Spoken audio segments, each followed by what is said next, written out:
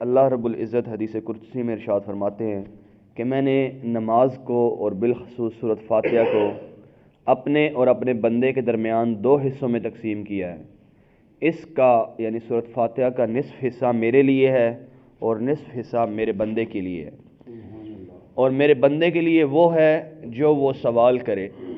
سیدنا ابو ہریرہ رضی اللہ تعالیٰ عنہ فرماتے ہیں کہ رسول اللہ صلی اللہ علیہ وسلم نے فرمایا کہ جب بندہ الحمدللہ رب العالمین پڑھتا ہے تو اس کو پھر اللہ کی طرف سے جواب ملتا ہے۔ اللہ کا وعدہ ہے نا کہ فَاذْكُرُونِي اذکرکم، تم میرا ذکر کرو میں تمہارا ذکر کروں گا۔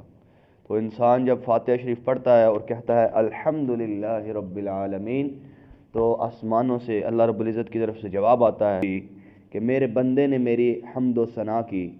تو بندہ جب پھر اللہ کی مزید تعریف کرتا ہے اور کہتا ہے کہ الرحمن الرحیم، تو اللہ تعالیٰ کی طرف سے جواب آتا ہے کہ میرے بندے نے میری ثنا بیان کی۔ جب انسان کہتا ہے کہ مالک یوم الدین، تو اللہ رب العزت فرماتے ہیں کہ میرے بندے نے میری شان بیان کی۔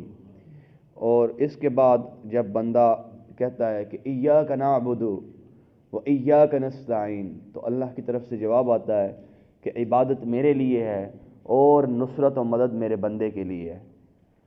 آگے جب انسان پڑھتا ہے اہدنا الصراط المستقیم صراط الذین انعمت علیہم غیر المغضوب علیہم ولا الضالین، تو اللہ تعالیٰ کی طرف سے جواب آتا ہے کہ یہ میرے بندے کے لیے ہے اور میرے بندے کے لیے وہ ہے جس کا وہ سوال کرے، یعنی جو میرا بندہ مجھ سے مانگ رہا ہے میں اس کو عطا کر رہا ہوں۔ آگے پھر آقا علیہ السلام نے فرمایا، اپنے صحابہ کو آقا علیہ السلام نے تلقین کی کہ جب تم دعا مانگو، اور بالخصوص نماز کے اندر اور بالعموم جب انسان دعا مانگتا ہے تو اس پر آمین انسان کو ضرور کہنے چاہیے۔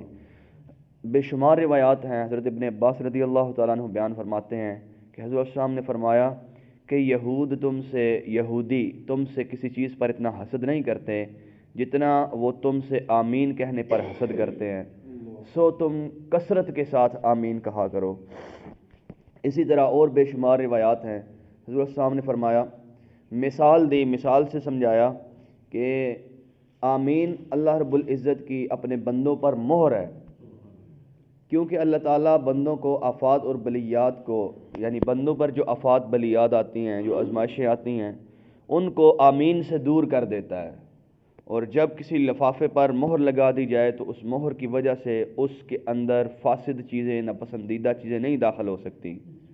ایک اور روایت ہے، سیدنا ابو ہریرہ رضی اللہ تعالیٰ عنہ فرماتے ہیں کہ آمین جنت کا ایک درجہ ہے۔ سیدنا ابو بکر رضی اللہ تعالیٰ عنہ فرماتے ہیں کہ آمین کہنے والے کو جنت میں ایک درجہ ملے گا۔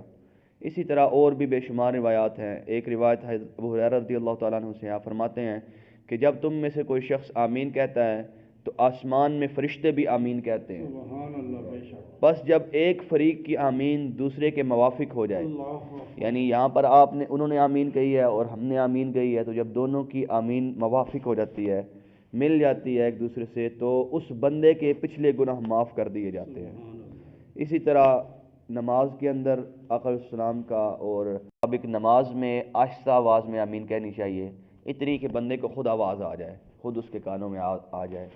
اور نماز کے بعد جب ہم دعا مانگتے ہیں تو دعا کے اندر بلند آواز سے آمین کہنی چاہیے۔ اکثر لوگ دعا کے اندر خاموش رہتے ہیں، تو دعا کے اندر بھی بلند آواز سے آمین کہنی چاہیے۔ ایک تو دعا یہ ایک مکمل عبادت ہے، دعا مکمل عبادت ہے۔ بعض لوگوں کو جلدی ہوتی ہے، دعا اچھے طریقے سے مانگتے نہیں ہیں، جلدی جلدی بھاگ جاتے ہیں، تو وہ اپنی عبادت کو فرمایا کہ الدعاء مخ العبادہ، دعا عبادت کا مغز ہے، مغز نکال دیا جائے تو پیچھے کیا رہ جاتا ہے؟ تو دعا اچھے طریقے سے مانگنی چاہیے، اللہ سے مانگنی چاہیے۔ فرمایا کہ بندے مانگنا تیرا کام ہے، عطا کرنا میرا کام ہے۔ تو جب دعا کی جائے تو بندہ اس کے اوپر آمین بلند آواز سے کہے۔ اللہ رب العزت ہم سب کو اپنے دین کے احکام کو سیکھنے کی توفیق عطا فرمائے۔